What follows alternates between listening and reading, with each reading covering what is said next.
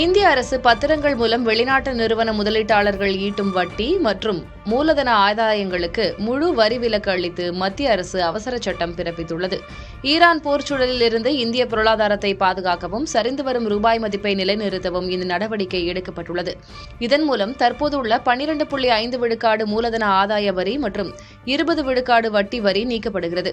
2026 April 1 முதல் முன்தேதியிட்டு அமலுக்கு வரும் இந்த வரி விலக்கு சர்வதேச வங்கிக்கும் நீட்டிக்கப்பட்டுள்ளது. மேலும் வெளிநாட்டு தனிநபர்கள் இந்திய நிறுவன பங்குகளில் முதலீடு செய்யும் வரம்பு 5 விழுக்காட்டிலிருந்து 10 விழுக்காடாகவும் ஒட்டுமொத்த வரம்பு 24 விழுக்காடாகவும் உயர்த்தப்பட்டுள்ளது. இச்சீர்திருத்தங்கள் அந்நிய பணப்புழக்கத்தை அதிகரித்து பொருளாதாரத்தை வலுப்படுத்தும் என்று எதிர்பார்க்கப்படுகிறது.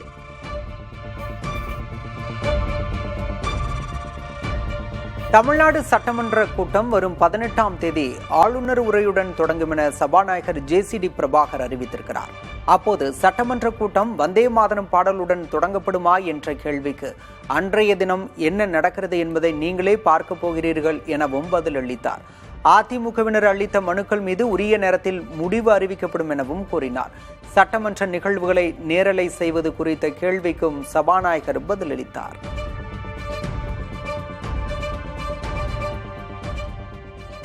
சட்டமன்ற பேரவை ஆளுநர் உரை நிகழ்கிற போது என்ன நடக்கிறது என்பதை நீங்களே பார்க்க போகிறீர்கள். முடிவெடுத்திருந்தால் உடனே அறிவிச்சிருப்பேன். ஆய்வில் உள்ளது, ஆய்வு செய்து கொண்டிருக்கிறோம். உரிய நடவடிக்கைகளாக காத்திருங்கள். உரிய நேரத்தில் ஆய்வு முடிந்த பிறகு உங்களுக்கு அறிவிக்கப்படும்.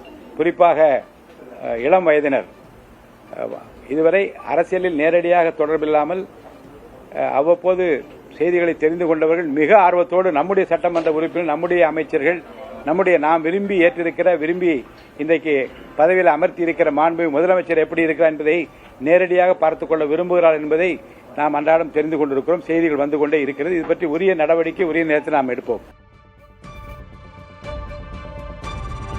ஆரியம் என்பது இனம் அல்ல, அது இந்திய மக்களின் வாழ்க்கை முறை என ஆளுநர் ராஜேந்திர விஸ்வநாத் அர்லேக்கர் தெரிவித்திருக்கிறார். விழுப்புரம் ஆரோவில்லில் நடைபெற்ற நிகழ்ச்சியில் உரையாற்றிய அவர், ஆரியம் என்பதை தவறாக பொருள் கொள்ளக்கூடாது என்றும் அது ஓர் இனமல்ல எனவும் அது இந்திய மக்களின் ஒரு தரமான வாழ்க்கை முறை என்றும் குறிப்பிட்டார். மெக்காலே கல்வி முறை நமது சிந்தனையையும் அறிவையும் அளித்துள்ளதாகவும் அர்லேக்கர் கூறினார்.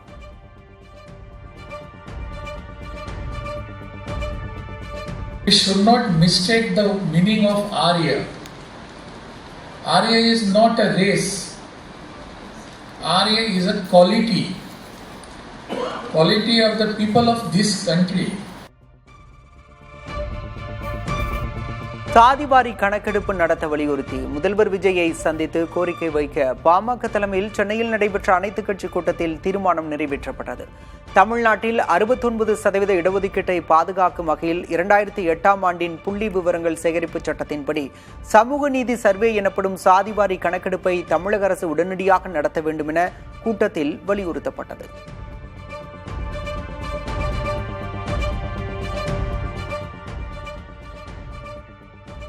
தமிழகத்தில் சாதிவாரி கணக்கெடுப்பு நடந்தால் மட்டுமே 69% இடஒதுக்கீட்டை பாதுகாக்க முடியும் என பாமக தலைவர் அன்புமணி கூறியுள்ளார். பாமக தலைமையில் நடைபெற்ற அனைத்துக் கட்சி கூட்டத்தில் உரையாற்றிய அவர், தமிழகத்தில் 1931ஆம் ஆண்டு எடுக்கப்பட்ட சாதிவாரி கணக்கெடுப்பு அடிப்படையில்தான் தற்போதைய திட்டங்கள் வகுக்கப்படுவதாக சுட்டிக்காட்டியுள்ளார். அனைத்து மாநிலங்களிலும் 50% இடஒதுக்கீடு அமலில் உள்ள நிலையில் தமிழகத்தில் மட்டும் 69% இடஒதுக்கீடு ஏன் என கேள்வி எழுந்துள்ளதாக குறிப்பிட்டுள்ளார். தமிழகத்தில் பின்தங்கிய நிலையில் இருக்கும் அனைத்து சமூகங்களும் முன்னேற சாதிவாரி கணக்கெடுப்பு அவசியம் என்று அன்புமணி வலியுறுத்தினார். தமிழ்நாட்டுடைய மக்களுடைய எதிர்பார்ப்பு ஒரு உணர்வு. இது உண்மையான சமூக நீதி மண், தமிழ்நாட்டு மண். அதற்கு இந்த தமிழ்நாட்டில் ஆக்சுவலா இன்னும் சொல்ல போனா முதல் நம்ம எடுத்திருக்கணும். முதல் நம்ம எடுத்திருக்கணும். ஏன்னா நம்ம மற்ற மாநிலங்கள்ல கர்நாடகால அதுக்கு முன்பே நம்ம எடுத்துரும். ஆனாலும் இன்னைக்கு நிச்சயமாக எடுக்க வேண்டும் என்ற எண்ணம் தமிழ்நாட்டு மக்களுடைய அத்துணை மக்கள் மனதிலும் இருக்கிறது. இது ஏதோ ஒரு சமூக நீதி உடைய பிரச்சனை. இது தமிழ்நாடு சமூக நீதி முற்போக்கு கூட்டணியில் விசிக இருப்பதாக காங்கிரஸ் நிர்வாகி பிரவீன் சக்கரவர்த்தி பதிவிட்டிருந்த நிலையில் அது பற்றி தெரியாது என விசிக தலைவர் திருமாவளவன் தெரிவித்துள்ளார். காயிதே மில்லத்தின் பிறந்த நாளையொட்டி திருவல்லிக்கணியில் உள்ள அவரது துயிலிடத்தில் அவர் மரியாதை செலுத்தினார். பின்னர் பேசிய அவர், மாநிலங்களவை தேர்தலில் போட்டியிடும் பிரவீன் சக்கரவர்த்தி இன்று காலையே ஆதரவு கோரியதாகவும் தெரிவித்தார். தமிழக பாஜக தலைவராக அண்ணாமலை சிறப்பாக செயல்பட்டதாக கூறிய திருமாவளவன் அவர் தனிக்கட்சி தொடங்குவதற்கு வாழ்த்துக்களும் கூறினார். அரசு அறிவிக்கும் திட்டங்கள் வெறும் பெயரளவில் இருக்கக்கூடாது, மக்களை முழுமையாக சென்றடைய வேண்டும் என முதல்வர் விஜய் உத்தரவிட்டுள்ளார். தலைமைச் செயலகத்தில் முதல்வர் விஜய் தலைமையில் வெற்றி தமிழகம் என்ற பெயரில் 1.25 மணி நேரம் அமைச்சரவை கூட்டம் நடைபெற்றது. இதில் அனைத்து துறைகளையும் உள்ளடக்கிய 436 திட்டங்களை செயல்படுத்த முடிவு செய்யப்பட்டதாக தகவல் வெளியாகியுள்ளது. கூட்டத்தில் பேசிய முதல்வர் விஜய், தேர்தல் வாக்குறுதிகள் அனைத்தும் மக்களுக்கு நேரடியாக பயனளிப்பவை என தெரிவித்துள்ளதாக தகவல் வெளியாகியுள்ளது. அமைச்சர்களோ அதிகாரிகளோ தவறு செய்தால் கடுமையான நடவடிக்கை எடுக்கப்படும் என்றும், தூய்மையான வெளிப்படையான ஆட்சியை வழங்குவதே நமது இலக்கு எனவும் கூறியதாக தகவல் வெளியாகியுள்ளது.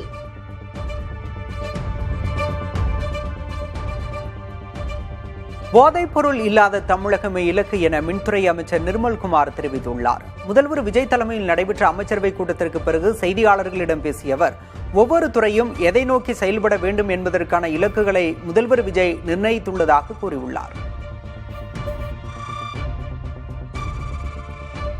நம்மளோட இலக்கு போதையில்லா தமிழகம். உங்களுக்கு எல்லாம் தெரியும், தமிழகத்தில் கடந்த 5 ஆண்டுகளில் எவ்வளோ போதை மருந்துகள் எவ்வளோ அதிகமாக புழக்கத்தில் இருந்துன்னு தெரியும். ஏன்னா கஞ்சாவில் ஆரம்பிச்சு மெத்தபெட்டமைன், சூடோஃபெரன், எல்லா புது சிந்தட்டிக் ட்ரக்ஸ், அது இல்லாமல் குட்கா, எங்கே பார்த்தாலும் குட்கா, இப்போ பள்ளி மாணவர் வரைக்கும் குட்கா ஏதோ கூலிப்பு ஏதோ பயன்படுத்தும் அனைத்தையும் ஒழிக்கும் அளவிற்கு முதல்வர் வந்து அனைத்து காவல்துறை அனைவருக்கும் உத்தரவிட்டுள்ளார். ஒழிக்கிற இதையும் பார்த்துருப்பீங்க, கண்கூடாக பார்த்துருப்பீங்க. யாரெல்லாம் வந்து இதை இல்லீகலாக சேல் பண்ணுறாங்களோ, குட்கா சேல் பண்ணுற கடைகள் சீல் வைக்கப்பட்டு வருகிறது. போதை மருந்துகளை முற்றிலுமாக ஒழிக்கும் வகையில் முதல்வர் வந்து அனைத்து துறையிலும் முடக்கி விட்டுள்ளார். நிதி ஆயோக் கூட்டத்தில் பங்கேற்பதற்காக வரும் 11ஆம் தேதி முதல்வர் விஜய் மீண்டும் டெல்லி செல்ல உள்ளதாக தகவல்கள் வெளியாகியுள்ளன. முதல்வராக பொறுப்பேற்ற பிறகு முதல் முறையாக கடந்த மாதம் 27ஆம் தேதி டெல்லி சென்றிருந்த விஜய் பிரதமர் மோடியை சந்தித்து மேகதாது அணை விவகாரம் மற்றும் மீனவர் பிரச்சினை உள்ளிட்ட தமிழக நலன் சார்ந்த முக்கிய கோரிக்கைகளை முன்வைத்தார். அதே நாளில் மத்திய நிதியமைச்சர் நிர்மலா சீதாராமனையும் அவர் சந்தித்து பேசினார். இந்நிலையில் பிரதமர் மோடி தலைமையில் டெல்லியில் நடைபெறவுள்ள நிதி ஆயோக் கூட்டத்தில் பங்கேற்க அவர் மீண்டும் டெல்லி செல்ல உள்ளதாக கூறப்படுகிறது. கடந்த முறை டெல்லி சென்றபோது கூட்டணி கட்சியான காங்கிரஸ் தலைவர்களை சந்திக்காத நிலையில் இந்த 11ஆம் தேதி பயணத்தின் போது சோனியா காந்தி மற்றும் ராகுல் காந்தி ஆகியோரை முதல்வர் விஜய் சந்திக்க வாய்ப்புள்ளதாக அரசியல் வட்டாரங்கள் தெரிவிக்கின்றன. 634 கோடி ரூபாய் லஞ்சம் வாங்கிய புகாரில் முன்னாள் அமைச்சர் KN நேரு மீது லஞ்ச ஒழிப்புத்துறை வழக்கு பதிவு செய்துள்ளதாக சென்னை உயர்நீதிமன்றத்தில் தமிழ்நாடு அரசு விளக்கம் அளித்துள்ளது. முந்தைய திமுக ஆட்சி காலத்தில் நகராட்சி நிர்வாகத்துறையில் 2538 பணியாளர்கள் நியமனத்துக்கு 634 கோடி ரூபாய் லஞ்சம் வாங்கப்பட்டதாக தமிழக டிஜிபிக்கு அமலாக்கத்துறை கடிதம் அனுப்பியது. இந்நிலையில் இது தொடர்பான வழக்கு சென்னை உயர்நீதிமன்றத்தில் விசாரணைக்கு வந்த நிலையில் முன்னாள் அமைச்சர் KN நேரு மீது வழக்கு பதிவு செய்யப்பட்டுள்ளதாக தமிழக அரசு தரப்பில் தெரிவிக்கப்பட்டுள்ளது.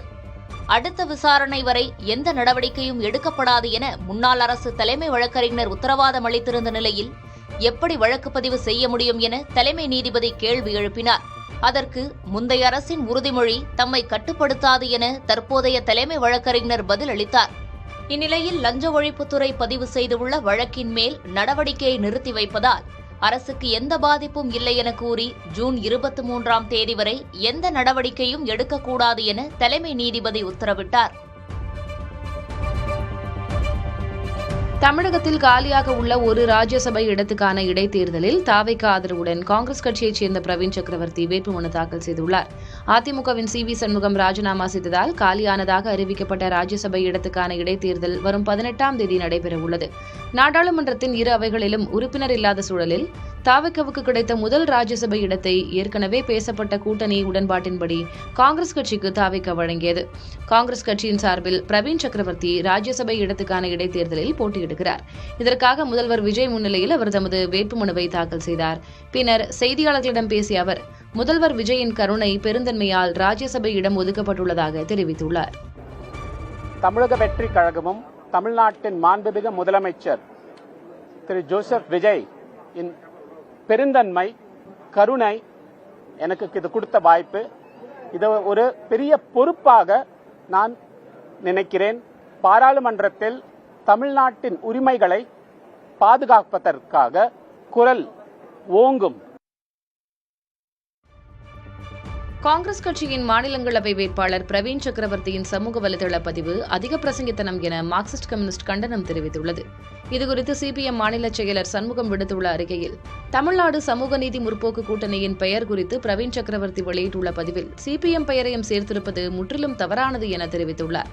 இப்படி ஒரு முன்னணி அமைப்பது குறித்தோ அல்லது அவரது மாநிலங்களவை வேட்புமனுவுக்கு ஆதரவளிப்பது குறித்தோ மார்க்சிஸ்ட் கம்யூனிஸ்ட் கட்சியுடன் யாரும் எந்த ஆலோசனையும் நடத்தவில்லை என்றும் சண்முகம் குறிப்பிட்டுள்ளார்.